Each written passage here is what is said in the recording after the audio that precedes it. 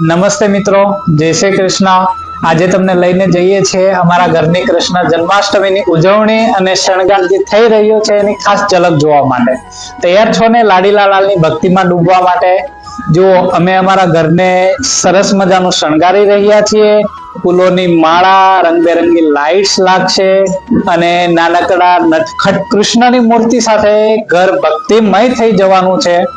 જન્માષ્ટમીનો આ ઉત્સવ એટલે ભક્તિ, ભજન અને બટરની મજા। અમારા ઘરમાં પણ અમે દહીં હાંડીની તૈયારી કરવાના છીએ। શું તમે પણ અમારા ઘરમાં આનંદ સાથે જોડાશો?